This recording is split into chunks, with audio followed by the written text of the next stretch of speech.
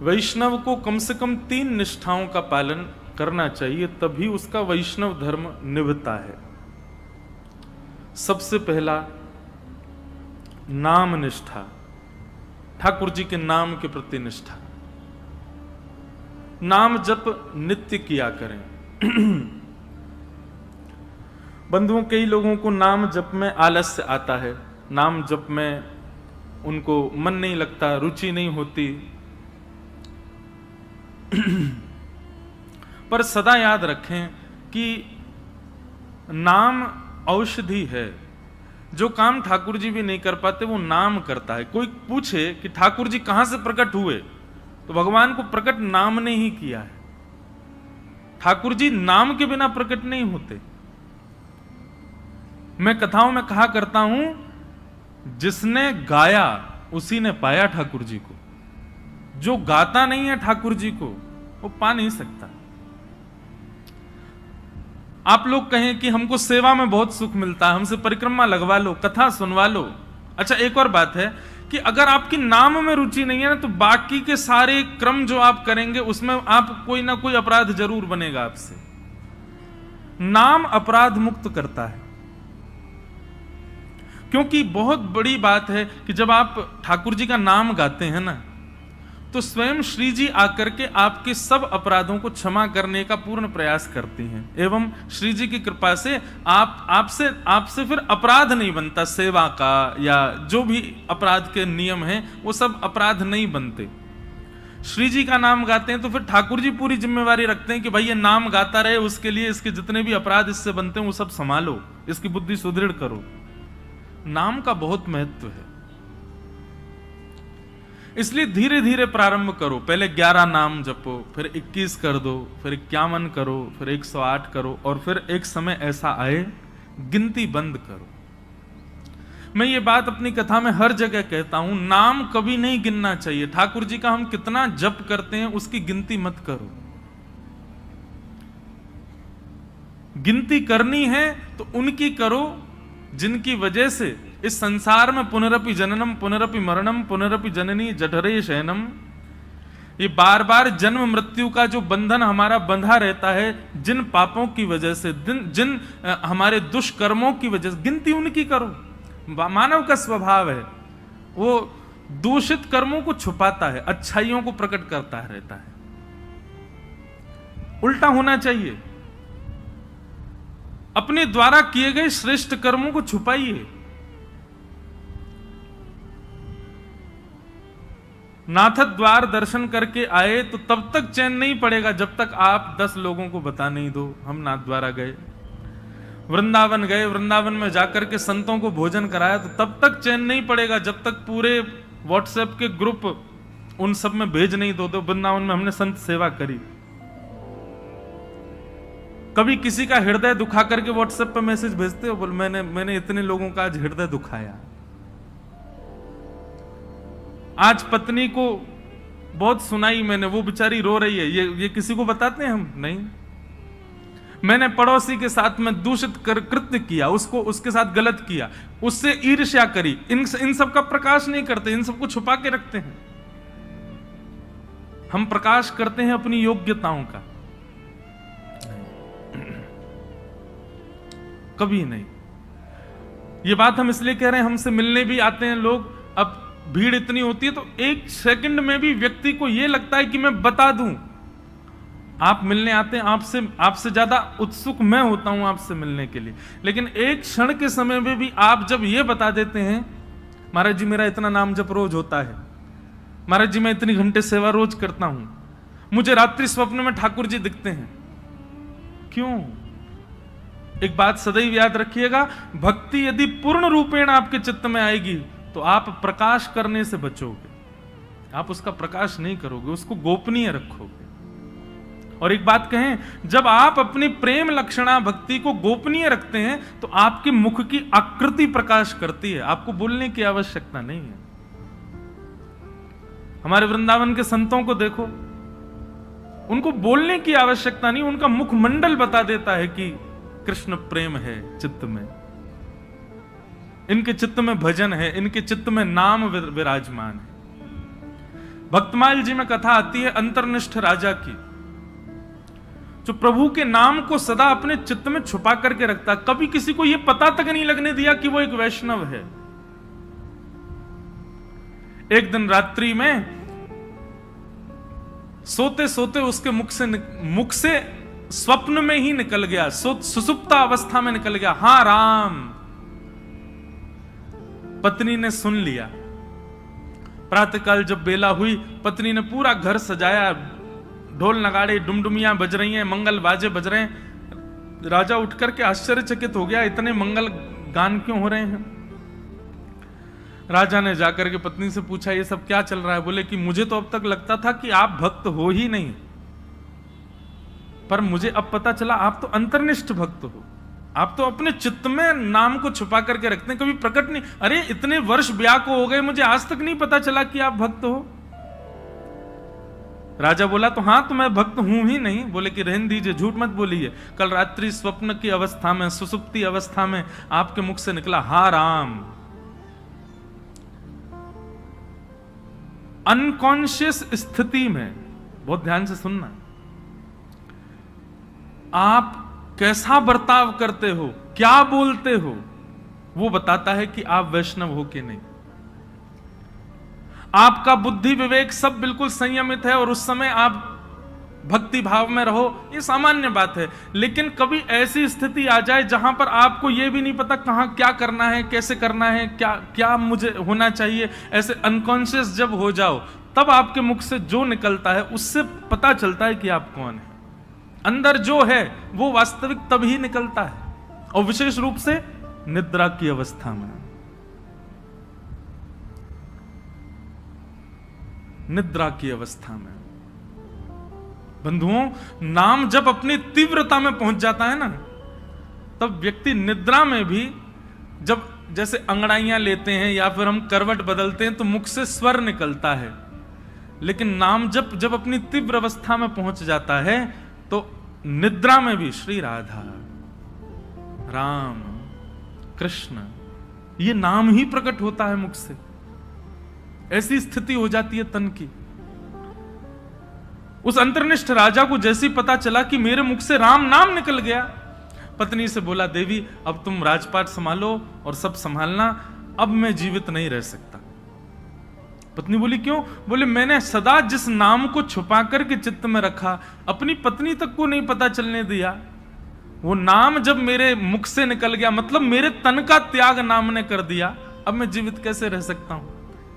प्राण रूप मान करके मैं नाम को अपने हृदय में छुपा करके रखता था, अब वही निकल गया तो मैं जीवित कैसे रहूं। और ऐसा कहते ही तत्क्षण राजा ने अपने प्राण त्याग दिए। इतना बलवान है नाम। तो वैष्णव की प्रथम निष्ठा होती है नाम निष्ठा। आज मुझसे किसी ने प्रश्न किया, नाम जपने की विधि क्या है? ये विधि विधान जो होते हैं ना, ये श्लोकों के लिए होते हैं, मंत्रों के लिए होते हैं, नाम के लिए कोई विधि नहीं। जपात सिद्धिर जपात सिद्धिर जपात सिद्धिर न संशय। उठते बैठते खाते पीते हंसते हर समय जपते रहो, नाम है ठाकुर जी का। आपका गुरु मंत्र जो है, गुरु श्लोक, गुरु मंत्र जो आपको मिला है, या द्वादशाक्षर मंत्र है, जो मंत्र की विधि है, उसके लिए तो आपको आसन चाहिए, स्वच्छता चाहिए, एक जगह बैठना, मन एकाग्र होना, ये सब चाहिए। पर नाम तो आप हर समय जप सकते, हर समय हर क्षण। तो वैष्णव की सबसे पहली निष्ठा है नाम निष्ठा। इसलिए नाम को प्रारंभ कीजिए। अच्छा, नाम के प्रति 2-3 बातें ध्यान रखिएगा। नाम जपना भी एक सेवा है, और जैसे मंदिर की ठाकुर जी की सेवा है ना, उसमें अपराध नहीं होना चाहिए, उसमें लगन होनी चाहिए, उसमें तत्परता होनी चाहिए, उसमें स्वच्छता, शुद्धता और हृदय में प्रसन्नता होनी चाहिए। ठीक वैसे नाम भी एक सेवा है। जब आप कृष्ण बोलें तो आपके चित्त में त्रिभंग लली वरहा पीड़म नटवर वपुः कर्णयो कर्णकारम कस्तूरी तिलकम ललाट पटले वक्षस्थले कौस्तुभम नासाग्रे वर मुक्ति कंतर तले वेणु करे कंकणम सर्वांगे हरिचंदनम सुललितम कंठे च मुक्तावली गोप स्त्री परिवेष्टितो विजयते गोपाल चूड़ामणि। कृष्ण कहते ही आपके चित्त में गोपाल जी प्रकट हो जाएं, उनके मधुर रूप का दर्शन होने लग जाए। श्री राधा कहते ही अति सुकुमारी अति सुकोमला हमारी वृषभानु नंदिनी किशोरी जी की झांकी आ जाए, और फिर उस नाम को ही कभी इत्र मान करके, उस नाम को ही पंचगव्य पंचामृत मान करके, उस नाम को ही वस्त्र मान करके, उस नामी की ही श्रृंगार करो, सेवा करो, माला पधराओ, सुंदर नाम से ही आरती करो, नाम का ही प्रसाद भोग अर्पित करो। इस प्रकार नाम से निष्ठा से सेवा होती है। केवल ये माला फेरना और जप पूर्ण करना, अपनी संख्या पूर्ण करना नाम जप नहीं होता है। चित्त में एक कुंज का निर्माण करो, सुंदर यमुना जी बह रही हैं, सुंदर हरे भरे वृक्ष हैं, पीछे सुंदर सुंदर गिरिकंदरा दिख रही हैं, बीच में एक सेज सजी है, उस सेज पर हमारे श्याम सुंदर विराजे हैं और नाम चल रहा है। नाम वृक्षों में भी दिखे, नाम सेज पर भी दिखे, नाम यमुना जी में भी दिखे, नाम पीछे के सुंदर गिरिकंदरा में भी दिखे, और नाम ठाकुर जी में भी दिखे। पर उसी नाम के जल से ठाकुर जी को अभिषेक कराया, उसी नाम के जल से ठाकुर जी को प्रक्षालन किया, उसी नाम के जल से, उसी नाम से ठाकुर जी को वस्त्र धारण कराया, उसी नाम से इत्र धारण कराया, उसी नाम से प्रसाद, उसी नाम से ही ठाकुर जी को आरती, और उसी नाम से बलैया। ऐसी पूरी एक सेवा की विधि है। उस सेवा को मानसी रूप में करते हुए नाम जप करना, यह नाम निष्ठा है। ऐसे नाम जप होता है। नाम जप का दूसरा रूप, आज जितना हुआ है कल उससे अधिक होना चाहिए। अगर नाम जितना आज है कल भी उतना ही है, और बल्कि परसों कम और हो गया, तो इससे नामापराध होता है। नाम बढ़ना चाहिए, नाम बढ़ाओ। नाम के प्रति दूसरी भावना, कोई यदि आपसे पूछे कि आप क्या जपते हो, तो पहले परख लीजिए। यदि वो अधिकारी हो तो ही बताइए, नहीं तो उसके सामने प्रकाश करने की आवश्यकता नहीं है। अपने आप को ऐसा बता दो, नाम तो कुछ करते नहीं, महासंसारी हैं हम, तो पापी पामर जीव हैं। अपने आप को मत दिखाइए कि आप नाम जापक हैं। कोई यदि पूछे और लगे कि हाँ ये वैष्णव है, कोई गुरुजन पूछे, हम पूछ लें, हम तो वैसे हम भी संसारी हैं, हम पूछे तो मत बताओ। कोई संत पूछे, कोई महापुरुष पूछे, कोई वैष्णव पूछे, तो उनको उजागर करो। सबके सामने उजागर नहीं। यहां लोग बताते फिरते हैं कि हम कितना नाम जप कर रहे हैं, क्यों नहीं, ये नामापराध है। सबके सामने अपने नाम का प्रकाश मत करो। भाई, अगर किसी भाव से आपका प्रेम बढ़ रहा है, उस भाव को गोपनीय रखो ना, उसको प्रकाश करने की आवश्यकता क्या है। तो नाम में इस बात का ध्यान रखें कि अगर कोई व्यक्ति अयोग्य, किसी को मत मानो, लेकिन यदि आपको अनुभव हो जाए कि ये वैष्णव भाव में नहीं है, बस ऐसे चलते फिरते पूछ रहा है, तो उसके सामने अपने आप को मूर्ख ही घोषित करो। ये मत बताओ कितना नाम जपते, नहीं तो नामापराध होता है। तो सबसे पहली वैष्णव की निष्ठा होती है नाम निष्ठा। वैष्णव की दूसरी निष्ठा होती है तुलसी निष्ठा। उसके तन पर यदि तुलसी स्पर्श नहीं है, तो ठाकुर जी उसके हाथ से सेवा तो बहुत दूर की बात है, जल भी स्वीकार नहीं करेंगे। इसलिए आपके तन पर तुलसी स्पर्श होना बहुत आवश्यक है। यह वैष्णव की दूसरी निष्ठा है। कई लोग पूछते हैं तुलसी धारण करने के लिए, आप लोग धारण कर लीजिए, लेकिन उसके बाद लोग पूछते हैं महाराज जी, अगर हम तुलसी धारण कर लें और कहीं कुछ खाना पाना हो तुलसी धारण करने के बाद में एक नियम का पालन आपको निश्चित रूप से करना है कि कुछ भी खान पान ऐसा नहीं करना जिससे तुलसी का अपराध बने।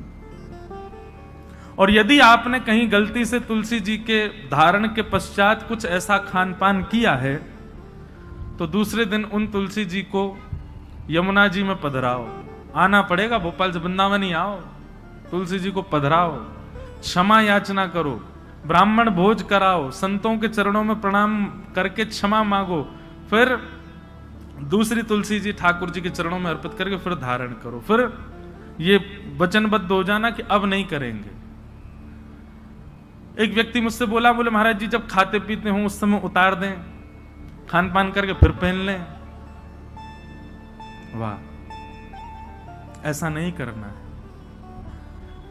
मन में एक भाव आता है कि श्री तुलसी जी आपके कंठ में विराजमान होने के लिए अपने रूप का त्याग कर देती हैं।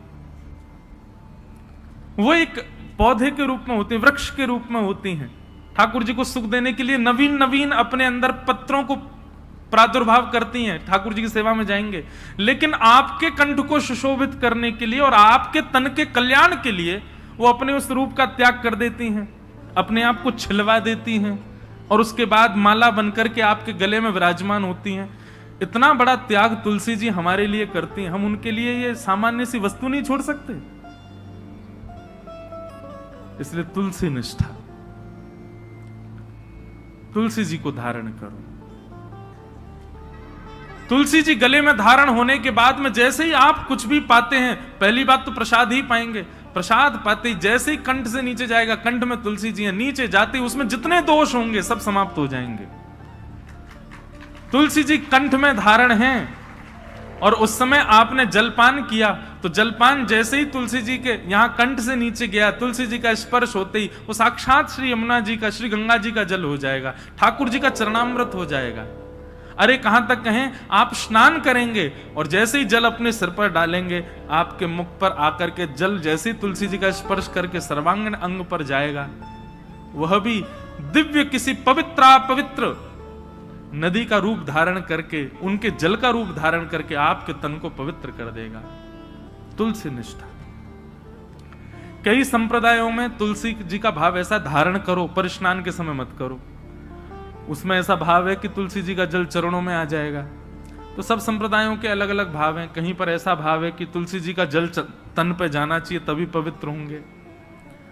तो अपने अपने गुरुजनों की प्रणाली के अनुसार आप उसका कर सकते हैं भाव। कई मन में भाव रखते हैं कि हम शौचाचार के लिए जाएं तब तुलसी जी को उतार दें। आपके भाव के ऊपर निर्भर करता है, आपका भाव कैसा है, उस अनुसार आप उसका पालन कर सकते हैं। नहीं तो शास्त्र और संतों की आज्ञा तो 24 घंटे आपके कंठ में तुलसी होनी चाहिए। तो दूसरी निष्ठा क्या है? तुलसी निष्ठा। और तीसरी और सबसे विशिष्ट निष्ठा एकादशी निष्ठा। वैष्णव को एकादशी व्रत निश्चित करना चाहिए। एकादशी के दिन अन्न में पाप का निवास होता है और उसके कारण एकादशी के दिन, अब यहां पर भी एक बात आ जाती है, भाव की बात आती है। देखो, भाव प्राधान्य जब हो जाती है ना बात, तो फिर वहां पर नियम नहीं चल पाते। बहुत ध्यान से सुनिए सब लोग। अब हमारे राधा वल्लभी है और हमारे हरिदासी वृंदावन के, वहां पर अधिकतर एकादशी नहीं मानी जाती। क्यों? उनका भाव ऐसा है कि भाई ठाकुर जी का भोग है, कल हमने ठाकुर जी को भोग लगाया, वो अन्न था जिसको हमने भोग लगाया, प्रसाद बन गया।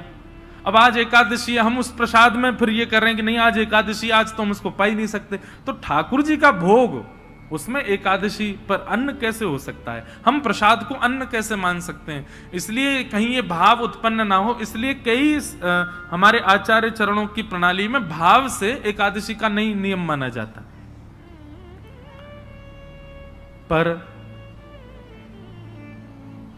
आजकल के मॉडर्न जमाने में करवा चौथ भी नहीं रखती कई माताएं। क्यों? अरे मेरा ब्याह हुआ, मेरा पति इतना फल फूल रहा है, उसके लिए मैं भोजन क्यों त्यागूं? मैं तो खूब रज रज के पाऊंगी इसलिए माताएं पाती हैं। देखो कितना भी आप पाओ, लेकिन जब करवा चौथ के दिन कोई मां कोई बहन अपने पति के लिए व्रत करती है, तो एक दिन के लिए किया गया व्रत वो शोभनीय लगता, सुंदर लगता, उसमें कोई पीड़ा नहीं, सबको अच्छा लगता, बल्कि माताएं सौभाग्य मानती हैं कि हम व्रत करें। और आजकल तो भाई लोग भी करते हैं पत्नी के लिए, अच्छा है। आप लोग ज्यादा एक्सपीरियंस्ड हो, हमको नहीं पता,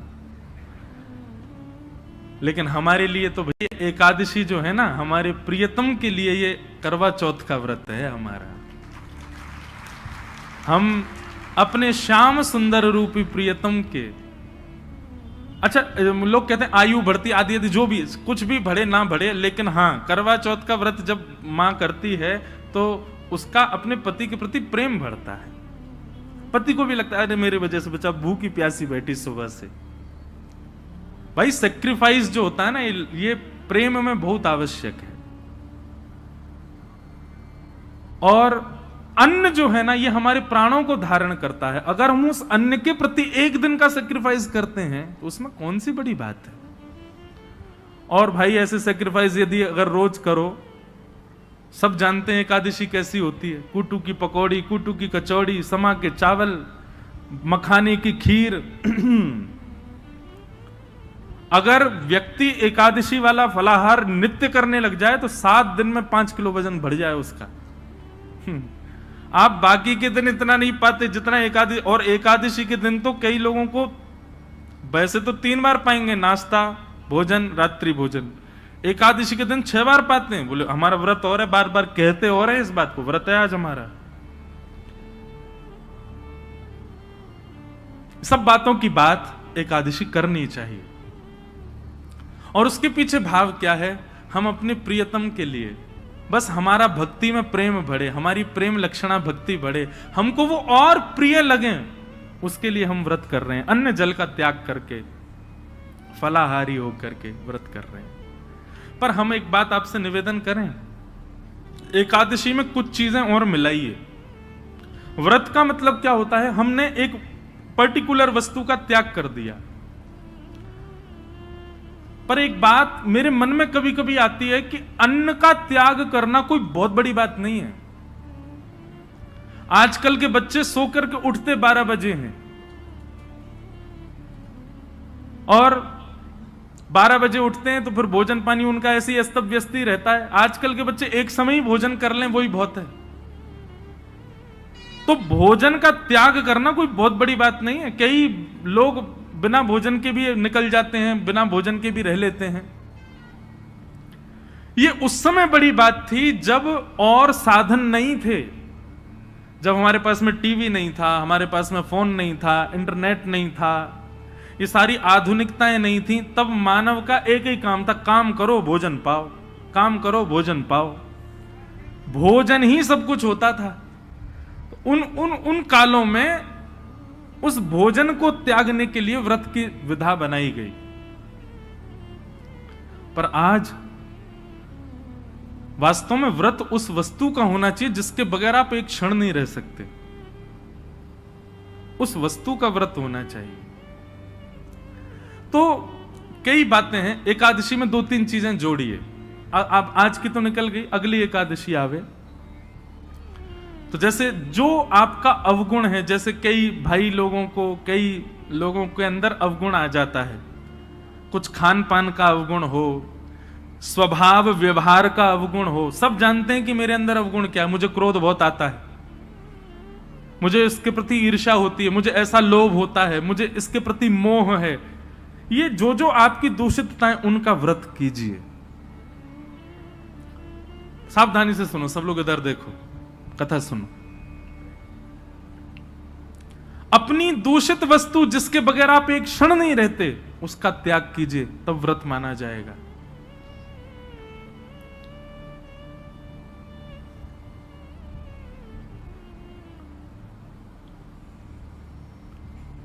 निकालिए, लिस्ट बनाइए, ऐसे कौन कौन सी वस्तुएं हैं जिनके बगैर आप एक क्षण नहीं रह पाते।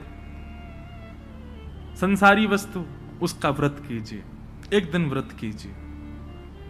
अगली एकादशी पर नियम बनाओ। सबसे ज्यादा तो फोन ही है भैया, उसके बिना ही नहीं रह पाते हम। अगली एकादशी प्रयास करके देखो। हम अपने ऊपर इसलिए लागू नहीं कर सकते, हम तो सफर में रहते हैं, इधर उधर आना जाना लगा रहता है, तो कुछ ना कुछ काम रहते हैं, तो इसलिए हम वो तो नहीं करते। फिर एकादशियों पर इंद्रियों की एकादशी करो, जैसे नेत्रों की एकादशी। नेत्रों की एकादशी मतलब आज नेत्रों से केवल और केवल ठाकुर जी और ठाकुर जी के भक्तों का दर्शन करेंगे।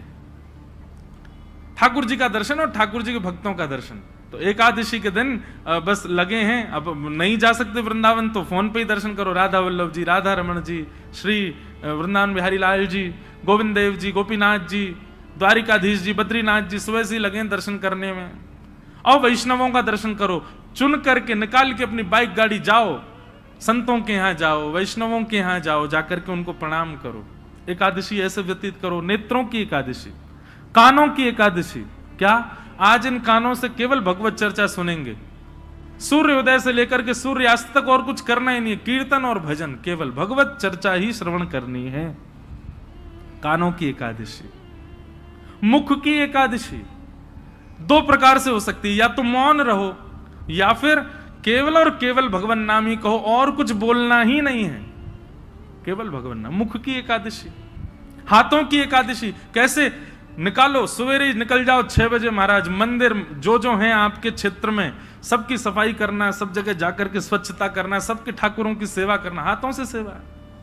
पैरों की एकादशी, प्रदक्षिणा करो, परिक्रमा, गैया की परिक्रमा, माता पिता की परिक्रमा, मंदिरों की परिक्रमा। ऐसे भैया अपने तन से एकादशी करो, केवल अन्न छोड़ने मात्र से काम। ये आगे की विधा है, पहले अन्न से ही शुरू कर लो, पर शुरू करो। ये 3 निष्ठाओं का यदि आपने पालन कर लिया तो दावे से कह रहे हैं अंतिम श्वास से पूर्व ही ठाकुर जी का निश्चित दर्शन होगा, निश्चित ठाकुर जी अनुग्रह करेंगे। और भाई प्रयत्न तो करने पड़ेंगे, बिना प्रयत्न के ठाकुर जी तो नहीं मिल रहे। हम इतने बड़े भक्त तो है नहीं कि ठाकुर जी बेचारे हो के कछु ना करे, आज में ले आओ याते। कछु तो करो, ऐसा तो कछु जीवन में लाओ जैसे लाल जी आप सो प्रसन्न हो, आवे आपके समीप। और एक बात मैं आपसे कहूं, पाव भाजी खा लो बाहर किसी ढकेल पर, 20 रुपए का मिल जाएगा। वही पाव भाजी 5 स्टार होटल में खाओ 500 रुपए का। क्यों? प्रस्तुतिकरण में भेद है। ऑफरिंग, वो ऑफर करने का नतीजा है कि वहां महंगा है, यहां सस्ता है। ठीक वैसी भक्ति भी है।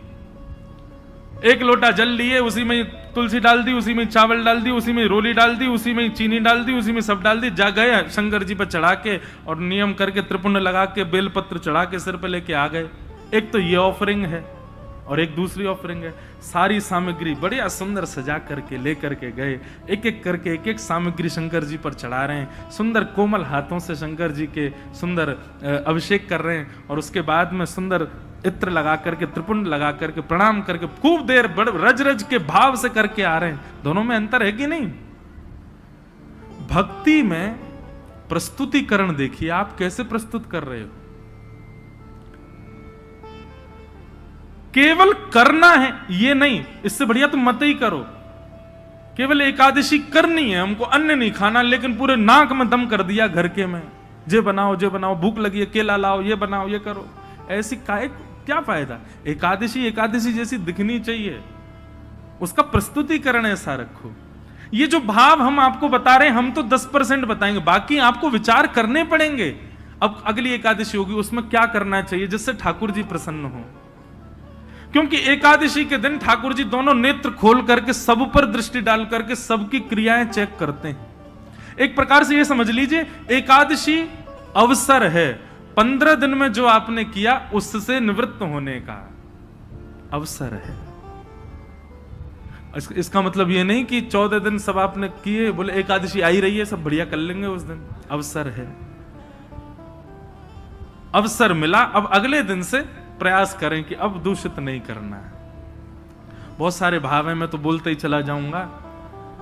हमारे गुरुदेव एक बात कहते हैं कि भाव थोड़े कह करके और फिर आगे बढ़ो। मैंने कहा क्यों गुरुजी, पूरा प्रस्तुतिकरण ही कर? बोले नहीं, कुछ गृह कार्य रहने दो ना, उनको भी सोचने दो, श्रोताओं को भी। तो अब आगे की चीज आप विचार करो। ये 3 निष्ठाएं हैं, इन तीनों निष्ठाओं में एक चीज का ध्यान रखना है, प्रस्तुतिकरण।